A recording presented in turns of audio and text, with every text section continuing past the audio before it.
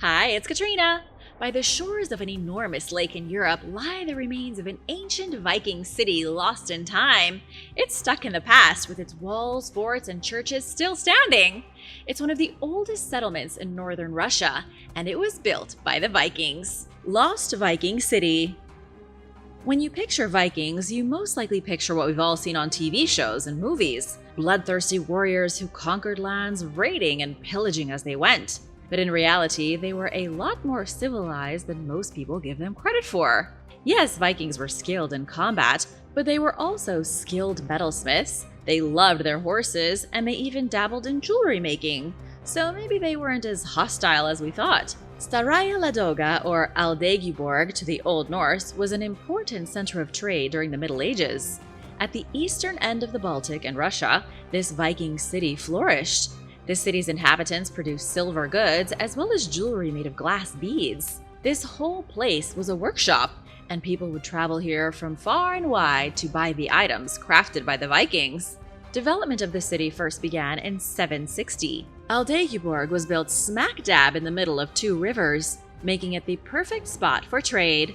The first thing that was built here was a simple earthwork fortification, one that protected the harbor. Then, throughout the 840s, the settlement expanded.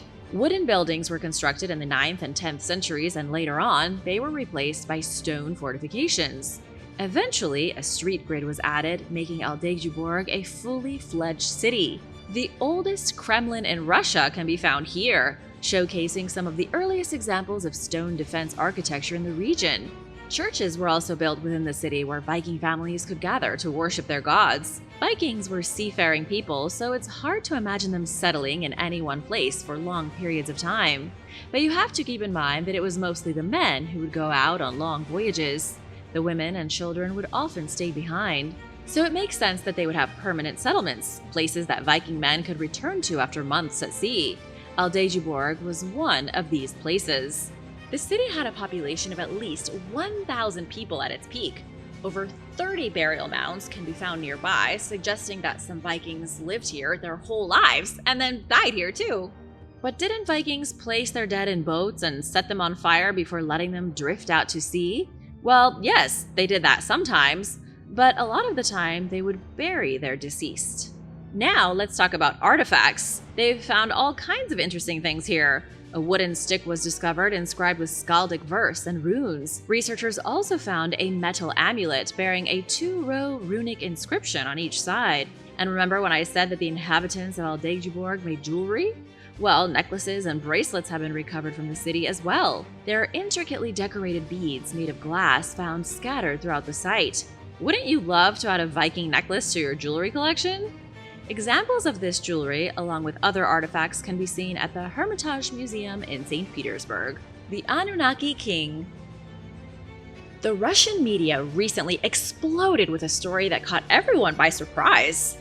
The discovery had been hidden for quite some time, only being revealed in 2023. Let me tell you the story, and then you can decide whether you believe it or not. In 2008 in Kurdistan, Iran, a mausoleum was discovered during the construction of a house. The mausoleum supposedly contained the coffins of 3 individuals, which I'll tell you more about later on. The coffins sparked the interest of archaeologists, so they kept digging. They wanted to see if anything else was hidden beneath the earth, and amazingly, there was. Further excavations revealed the remnants of an ancient city and civilization that had been buried under layers of soil. Initial estimates by archaeologists suggested that the monument and city dated back 10,000 to 12,000 years. But not everyone agreed with this estimate. Shortly after the discovery, Islamic authorities revised the timeline, publicly declaring the ruins to be a mere 850 years old. However, according to those involved in the excavation, that claim is refuted by the evidence. Now let's get back to the coffins. Of the 3 sarcophagi found, only the first 2 were documented in video footage. The occupants seemed to be in a state of suspended animation. And by that I mean they showed no signs of decomposition, looking as if they were asleep instead of being dead. The bodies bore striking features. They were tall and their skin was the color of copper. One sarcophagus contained a figure adorned with a golden crown. He was likely the ruler of the city, especially given the large amount of riches buried alongside him. That's usually a clue. Gold statues and what appeared to be a gold casket covered in jewels can be seen next to the figure in the video. The second coffin featured in the footage was described as containing the body of a sorcerer. The sorcerer likely served the king and was buried with him, perhaps to show his devotion to his ruler. So, who was in the third coffin? It was speculated that the third sarcophagus, the one not seen in the video, might have been the king's wife. However, this story has been buried once again, so nobody's really sure. The king's eyes were covered with gold coins, a common practice in antiquity, contradicting the notion that the ruins belonged to the 12th century. The sarcophagi were decorated with gold and precious stones, bearing inscriptions in an unidentified cuneiform script. These inscriptions, although not identified, were able to be translated, revealing the profession of the individual in the second coffin as a sorcerer. But this leaves us with more questions than answers. How was the script translated, and who was responsible for doing it? Some have suggested that these could be the bodies of Anunnaki rulers, the deities from Sumerian mythology and a little sci-fi. The Anunnaki ruled the heavens and the earth, and some accounts even suggest that they were responsible for creating humans. If this Anunnaki king and queen were buried with a sorcerer, maybe that's the reason they show no signs of decomposition. Maybe they are under a spell, or maybe the whole thing is nothing but a hoax. Let me know what you think about this wild discovery in the comments below. And now for a quick break because it's shoutout time! I want to give a huge shout out to Darkness2727 for this super thanks and for supporting this channel. It really means a lot to me and the team. So if you haven't already, make sure to subscribe for more videos like this. Alien Spacecraft. Harvard's very own Avi Loeb is stirring up quite the cosmic commotion. In June of 2023, he pulled mysterious magnetic spherules from the Pacific Ocean, claiming that they are remnants of an extraterrestrial encounter. Yep, you heard that right. We're talking about aliens. According to Loeb, these tiny round treasures are bits and bobs from a watermelon-sized object that smacked into the Earth back in 2014. He's even suggesting that it might be a craft from an advanced alien civilization, like something straight out of a sci-fi movie. But hold your space horses. Not everyone is buying into Loeb's extraterrestrial claims. Some skeptics are saying that these spherules are just plain old coal ash cooked up by us humans. But Loeb isn't backing down. He is firing back with fresh evidence, comparing the elements in coal ash to his cosmic souvenirs. And spoiler alert, they're totally different, so maybe he's onto something. Loeb isn't just throwing out wild theories, he is following the scientific playbook. You know the drill: gather evidence, analyze, repeat. And boy, does he have a thick skin. When critics come knocking, he shrugs it off, backing up his claims with cold, hard facts. Now Loeb's no stranger to stirring the scientific pot. Remember Oumuamua, that bizarre cigar-shaped thing zipping through space in 2017? Loeb was the first to suggest that it might be an alien spaceship. Some folks rolled their eyes, saying it was nothing but a comet. But Loeb, he's not stopping there. He's even launched the Galileo project at Harvard, scanning the skies for signs with state-of-the-art tech. And guess what? He's taking his extraterrestrial crusade to Poland to honor Nicolaus Copernicus, the man who said the Earth wasn't the center of the universe. Loeb is spreading the word that humans aren't alone in the cosmos. It's a big universe, and Loeb's on a mission to uncover its deepest secrets. Ancient magnetic field. In the ancient land of Mesopotamia, kings commissioned grand projects like temples and palaces. Those kings inscribed their names on the bricks used to build these structures so that people would remember them forever. But little did they know that these bricks would one day unlock the mysteries of Earth's magnetic field. You may be wondering, how is that possible? I'll tell you.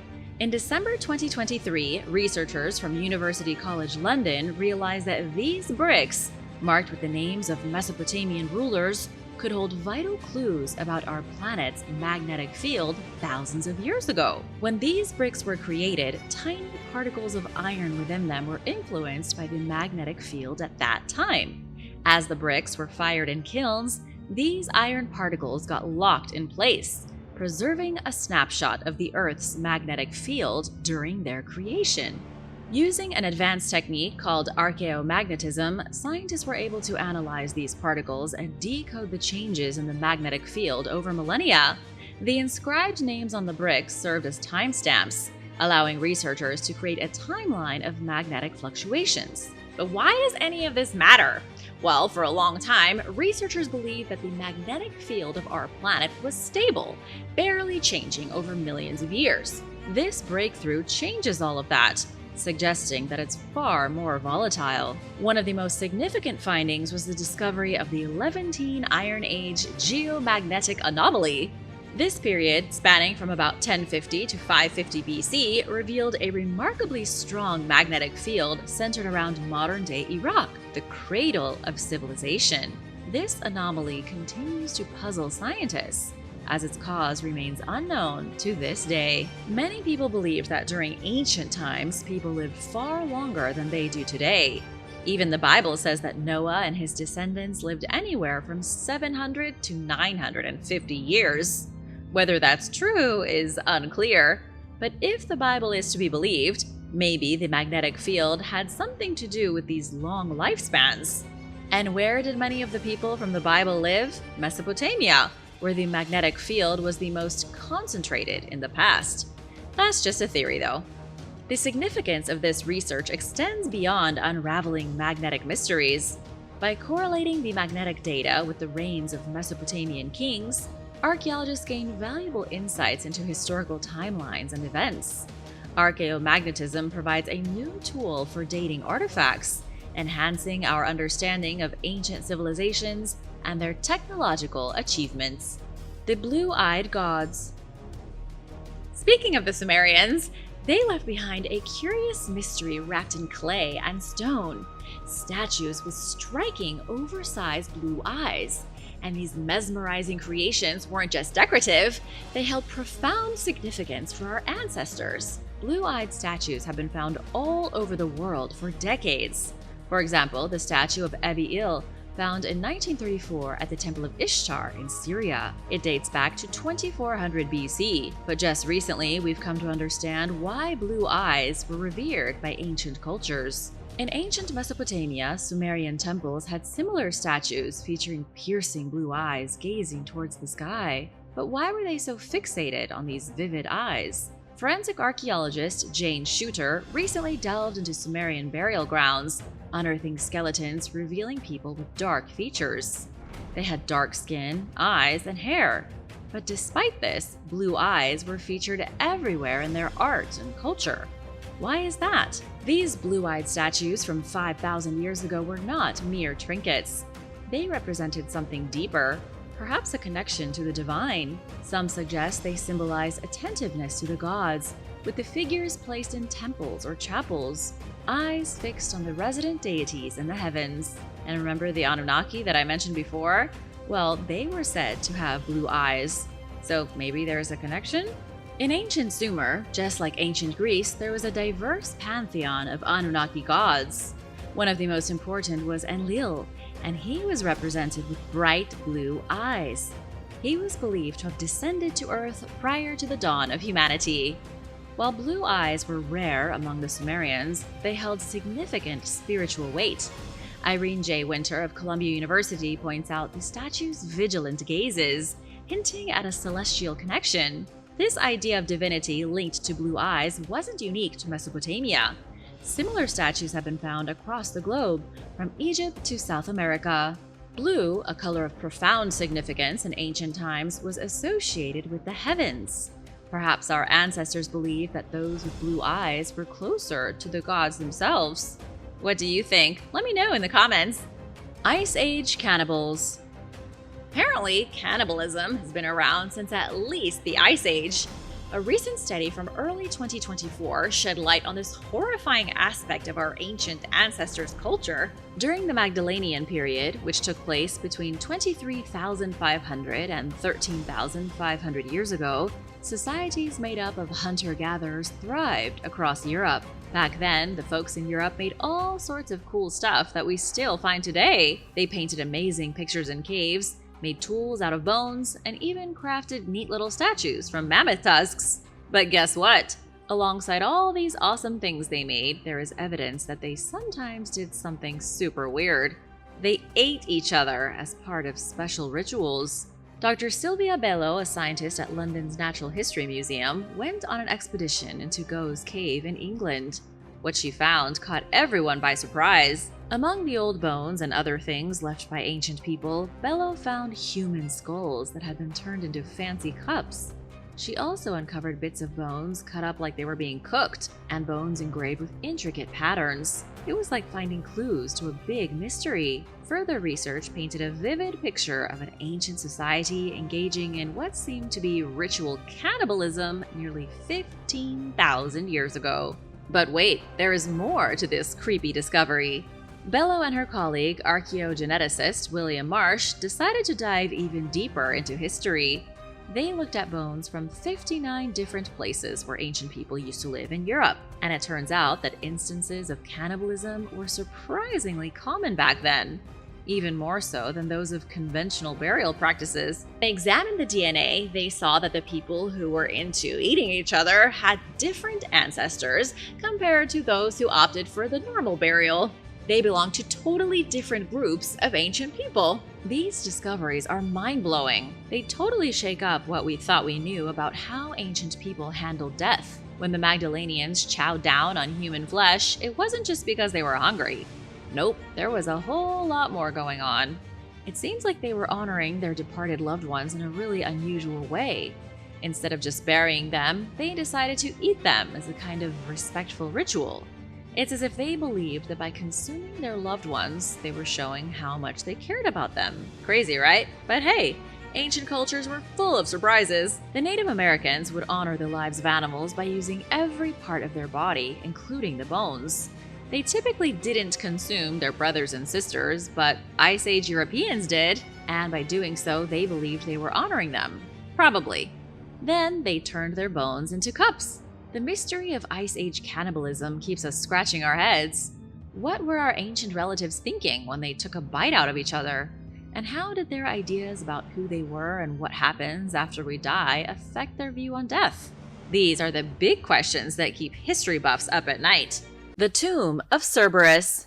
You've likely heard the name Cerberus before. You know, Hades' terrifying hellhound from Greek mythology. He guarded the gates to the underworld and stopped the dead from escaping. He is depicted as having 3 heads and a serpent-like tail. This hound was definitely not one you'd want to get into a fight with. Unless, of course, you were Hercules. Cerberus is most known for his capture by Hercules during the hero's 12 labors.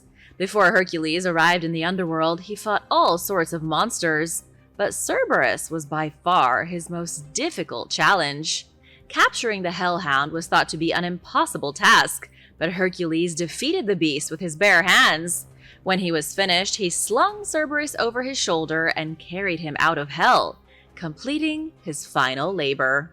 Cerberus was nothing but a creature of myth for centuries, but now researchers think this guardian of the underworld could have been real. And that's because archaeologists believe that they have found his tomb, or at least a tomb that was dedicated to him. An archaeological dig in Campania, Italy, unearthed a remarkably intact tomb in October of 2023. This area has yielded numerous burials spanning from the Republican to the Roman imperial periods. Initially, a rough stone wall was thought to mark the boundary of the necropolis. However, closer examination revealed it to be the facade of an imposing chamber tomb.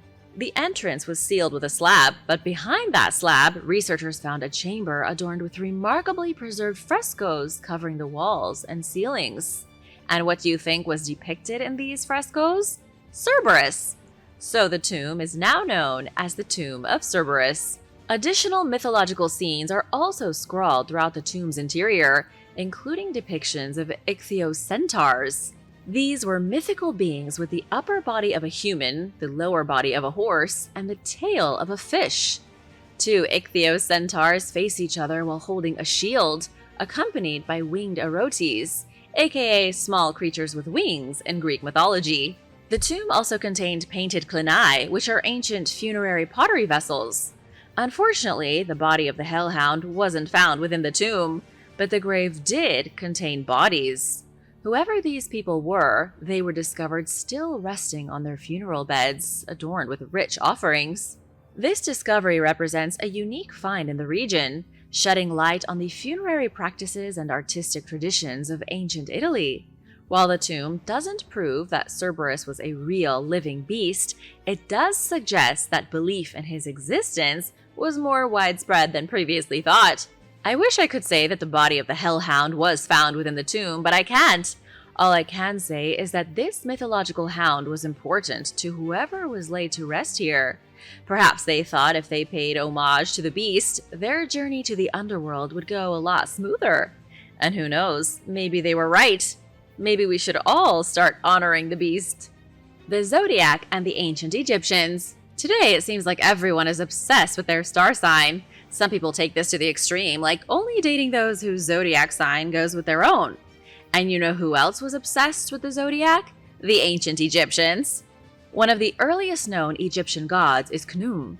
He was associated with the Nile and was responsible for controlling the yearly flooding of the river.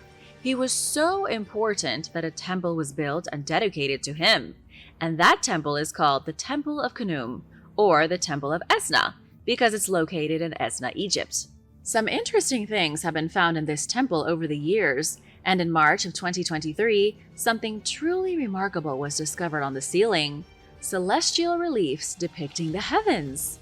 Researchers with the University of Tübingen and the Egyptian Ministry of Tourism and Antiquities stumbled upon the reliefs while completing restoration work. As the team rolled up their sleeves and got to work, they uncovered a celestial extravaganza right on the temple ceiling. They found images depicting the zodiac, planets like Jupiter, Saturn, and Mars, twinkling stars, and constellations galore. These vibrant reliefs, which are nearly 2,000 years old, have been hidden under layers of dirt and soot, preserving their cosmic splendor for millennia. Christian Leitz, the head honcho of Egyptology at the University of Tübingen, was over the moon about this find. In an interview with Heritage Daily, he explained that finding representations of the zodiac in Egyptian temples is as rare as a mummy's curse. However, the idea of the zodiac and its associated constellations didn't originate in Egypt, so where did it start? Like many other beliefs, the zodiac has its roots in Greece, and eventually it found its way into the belief system of ancient Egyptians during Ptolemaic times, from 304 to 30 BC. Even in the land of the pyramids, the stars held a special place in the hearts of mortals and gods alike. But that's not all they found in the Temple of Esna. Archaeologists also uncovered a menagerie of mythical creatures. They discovered images of a snake with the head of a ram and a bird with the tail of a snake, a crocodile's head, and 4 wings. Then, alongside these images, were reliefs depicting normal snakes and crocodiles. It's a genuine zoo of ancient Egyptian imagination. A giant sword, a weapon that very well could have been wielded by a giant, was found in Japan in early 2023. Concealed within a burial mound in Nara City, archaeologists uncovered a 7.5-foot-long Dakoken sword. But what is a Dakoken sword? These weapons were related to the worship of Japanese snake gods, known as the Yato no Kami. These serpents were evil deities who were said to bring affliction to human beings. Anyone unlucky enough to see these entities were exterminated, along with their entire family. So why anyone thought to worship these snake gods is beyond me. Maybe it was to get into their good graces so they wouldn't eat you? Dakoken swords are made of iron, and the blade is slightly bent. You know, kind of like a snake.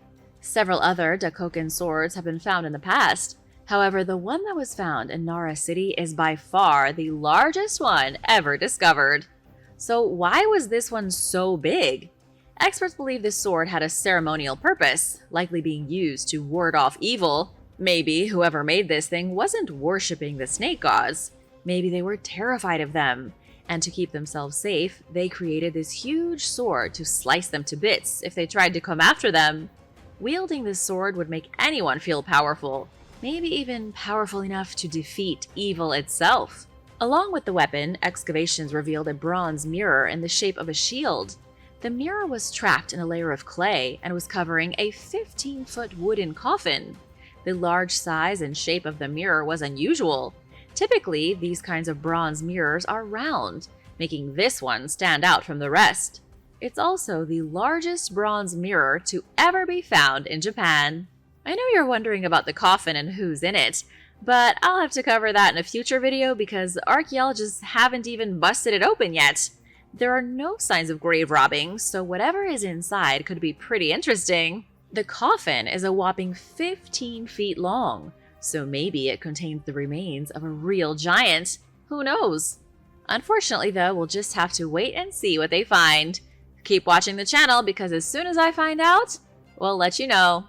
Deep sea discoveries. In the waters of Chile, a group of researchers discovered not 1, not 10, but 100 brand new species of sea creatures, each one weirder and wackier than the last. In early 2024, a team from the Schmidt Ocean Institute set sail on their research vessel Falkor. The expedition, called Seamounts of the Southeast Pacific, focused mainly on seamounts or underwater mountains. Seamounts are colossal peaks that could make the world's tallest skyscrapers look like sandcastles. The team focused on 3 main areas. The first 2 areas stretch a combined 1,800 miles from Easter Island to Chile and consist of over 200 seamounts. Along with the last 2 areas, the researchers mapped about 20,400 square miles of ocean. Now that's a lot of ground to cover. And while the team was exploring the deep sea, they made some unexpected discoveries along the way, from funky sponges to spiraling corals and even a lobster with eyes like pearls. It was like they had stumbled into an underwater carnival. Researchers took samples of all of the bizarre marine creatures with plans to study each one. Finding new species isn't exactly unexpected. After all, we've barely scratched the surface when it comes to the world's oceans. But finding over 100 new critters is truly awesome. The new species they found were just the icing on the cake. The real stars of their expedition were the mountains that they mapped. The team created highly detailed maps of the sea floor, revealing 4 previously unknown underwater mountains. The biggest of these seamounts, which the team named Solito or Alone in Spanish, towers a whopping 11,581 feet. To put that into perspective, that is 4 times taller than the Burj Khalifa, the tallest building on the planet, which stands just 2,716 feet. They found the new species while they were exploring the slopes of Solito and the other 10 seamounts across their study. They did so using their underwater robot. According to marine biologist Javier Sellanes from the Catholic University of the North, the team far exceeded their expectations on the trip. It makes you wonder what other crazy things could be hidden in the dark depths of the ocean. What will they find next? An underwater city of mermaids? A kraken guarding a treasure? Who knows? Anything could be possible in one of Earth's least explored regions. The Temple of Ishtar. An amazing stone monument depicting an ancient goddess was recently discovered in Iraq. In the early months of 2024, so just recently, a team of archaeologists from the University of Pennsylvania joined forces with a skilled Iraqi excavation team. Together, they set out on a mission of discovery within the ancient Assyrian city of Nimrud. Nimrud is a site steeped in history. It was once a thriving hub of Mesopotamian civilization. This city suffered significant damage at the hands of ISIS, but despite this, the team uncovered secrets hidden within its depths. So, what did they find? Monuments, buildings, yes, and yes. Among the remarkable finds were fragments from a temple dedicated to Ishtar, the revered Mesopotamian goddess associated with love and war. Dating back over 3,000 years, these relics provided insight into the religious practices and beliefs of ancient Assyrians. Amidst the ruins of Nimrud, the team also uncovered a fragment of a stone stele depicting Ishtar within a star symbol. This is the first time that archaeologists have found a clear representation of Ishtar Sharat Nefi, who is a special form of the goddess Ishtar. She is connected to the planet Venus, which is often called the morning star. This find was made in the temple where people worshipped her. Ishtar was a multifaceted goddess. She was the goddess of love and fertility. She was also the goddess of war. And she was the manifestation of the planet Venus. Spiritually, she was the Holy Trinity all in one. The team also found evidence of amazing architecture. They also believe they uncovered a possible central heating system in the palace, suggesting that the city was really advanced for its time. But that's not everything. They recovered scattered pieces of ostrich eggshell and ivory. This showed the city's status as a center for trade and commerce during the Bronze Age. These rare and precious materials would have been highly coveted commodities, prized for their aesthetic appeal and symbolic significance. Thanks for watching! Which of these discoveries did you like the most? Let me know your thoughts in the comments below, and be sure to subscribe if you haven't already. See you next time, and stick around for an older video that you might have missed. Bye! An ancient horse. If you love horses, then you will love this discovery. Archaeologists have recently found the skeleton of an ancient horse in England. It was actually found in a pit from an old gravel quarry, and the horse lived during Roman times, about 2,000 years ago. The horse was also found surrounded by fragments of pottery and scraps from other animals. It was probably buried somewhere on the edge of what was once a large settlement. Alison Dickens with Cambridge Archaeology Unit says that all signs in this discovery point to Roman activity. The horse suffered a broken leg, though that probably isn't what led to its death. The archaeologists were able to see evidence of healing, meaning the horse hadn't died until much later. That's pretty rare, right? Usually if a horse breaks its leg, it's game over. What ultimately killed this ancient horse remains a mystery, but there is a great deal of other information researchers can glean from this incredible discovery. One of the other theories is that this incredible horse could have been a member of the Roman cavalry called the auxilia. These cavalry units were deployed along the flanks of the infantry to protect them from enemy attack. As for the actual origin of the horse, researchers are still trying to figure that out. We know that Romans liked horses from Parthia, Media, Armenia, Libya, and even Persia. The horse could have come from any of these places, or an as of yet undiscovered region. Researchers will continue to examine this interesting find and try to learn more about how humans and horses interacted some 2,000 years ago. Bootlegger whiskey. When Nick Drummond and Patrick Backer were going through the process of buying a house at the edge of the small New York village called Ames, they heard all kinds of rumors that it had once belonged to a bootlegger in the 1920s. The house, built in 1915, could have indeed belonged to a bootlegger, they thought, but they dismissed the talk as merely a rumor. They didn't give the stories much more thought, at least not until October. When Nick ripped off the old and rotten skirting around the mudroom, something fell out at his feet. He thought it was a chunk of insulation, but soon realized it was a package. The brown paper package appeared old, possibly dating to the 1920s. It contained 6 glass bottles of whiskey, each one wrapped by itself with straw. It turned out that the house really did belong to a bootlegger over 100 years ago, and some of his stash was left behind. After discovering the first package full of booze, Nick and Patrick investigated further. They uncovered a hidden hatch that led to a secret storage place beneath the floor. They found a total of 100 bottles of what back then had been illegal Gaelic whiskey from Scotland. After doing a bit of investigation, it turns out the former homeowner was a man named Count Adolf Humpfner. He died under suspicious circumstances in 1932, collapsing dead in the living room of his home. It seems nobody ever found his booze stash in the mudroom. Pretty fascinating. Not only did this couple discover a bootlegger's 100-year-old stash of alcohol, but the mysterious death as well. What would you do if your home had these kinds of mysteries? Let me know in the comments below. Giant head in a Chinese well. One of the most fascinating discoveries made recently was the skull of a very old person at the bottom of a Chinese well. It's such an amazing discovery that archaeologists are literally being forced to rethink evolution as we know it. It's because the skull has revealed to scientists a new branch of the human family tree, an ancient hominid that more closely resembled modern humans than our very distant relatives, the Neanderthals. The skull is huge, which is just one reason the Chinese researchers named it Homo longi, or the Dragon Man. Chris Stringer, a professor at the Natural History Museum in London, called it one of the most important discoveries of the past half-century. The skull was originally uncovered in 1933 by Chinese laborers. The Chinese workers were under the rule of the Japanese occupying forces at the time, So to keep the skull hidden from the Japanese, it was stashed in an abandoned well.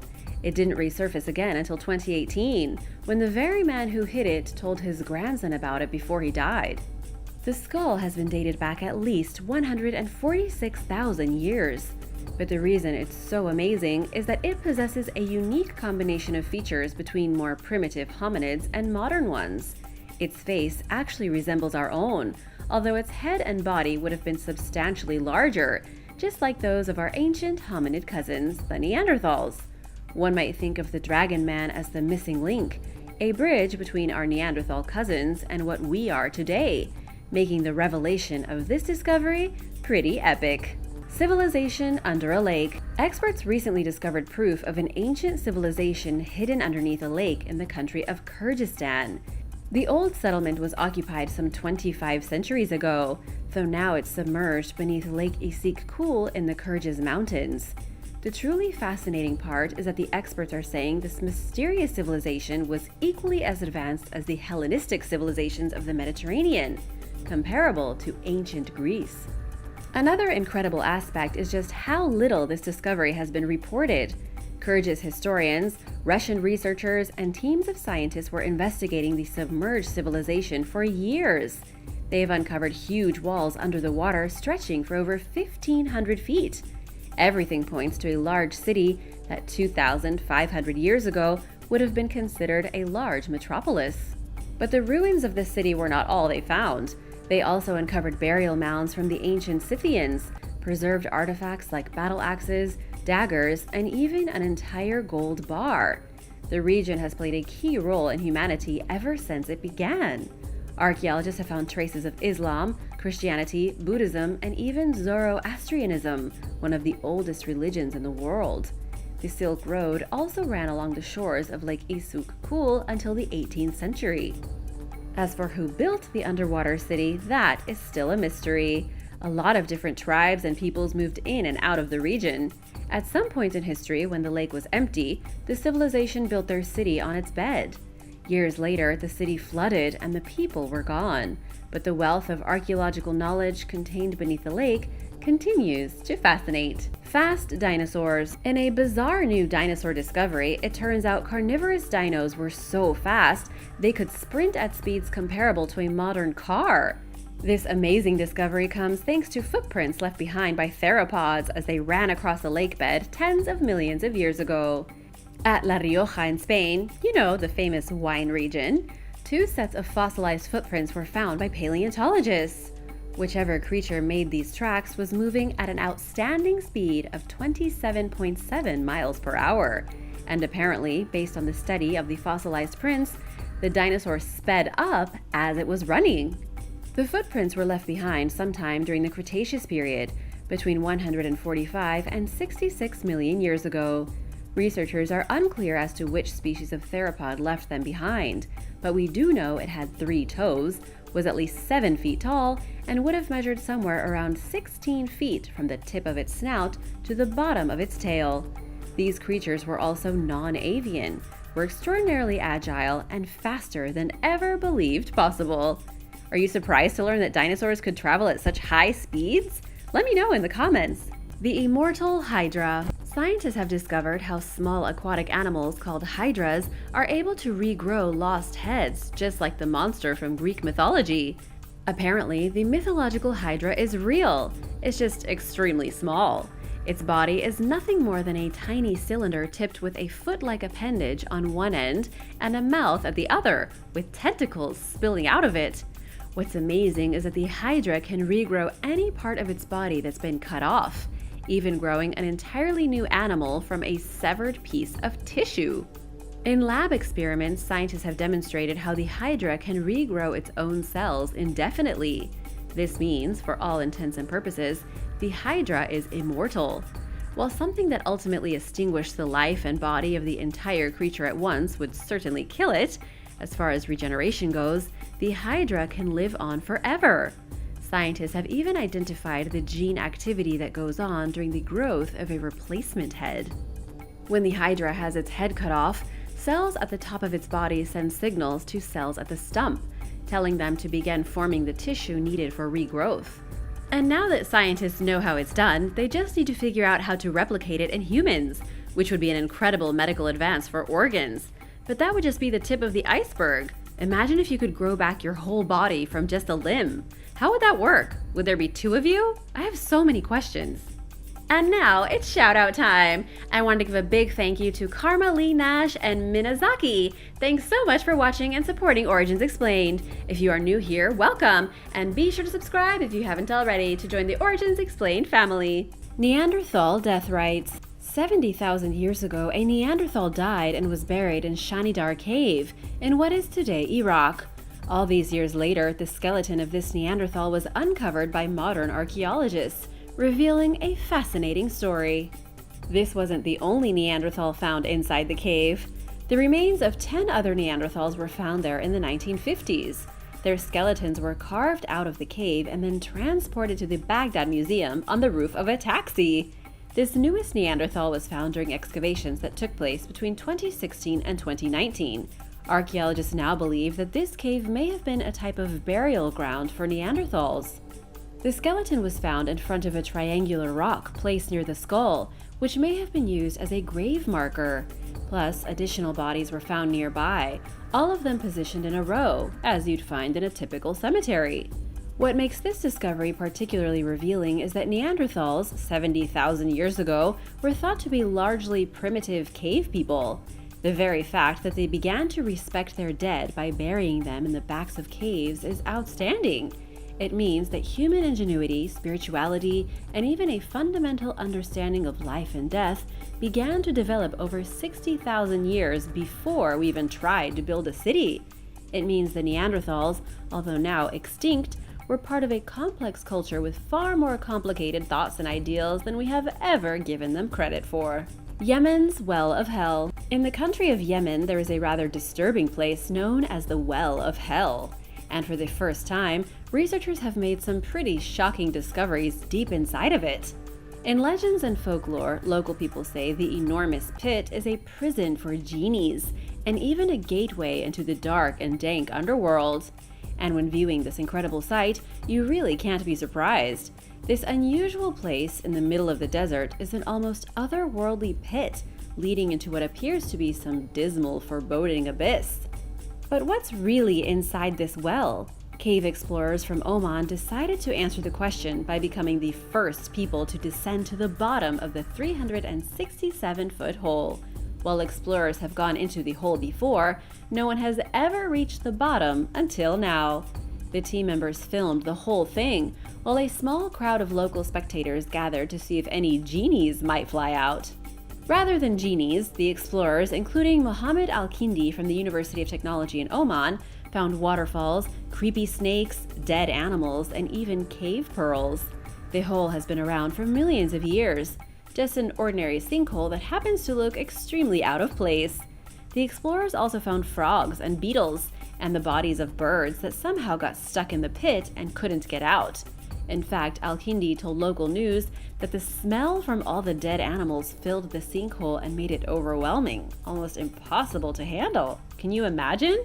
A giant planet. Scientists have recently discovered a very large and very odd planet, one that orbits around a pair of bright stars that we can see with our own eyes in the southern sky.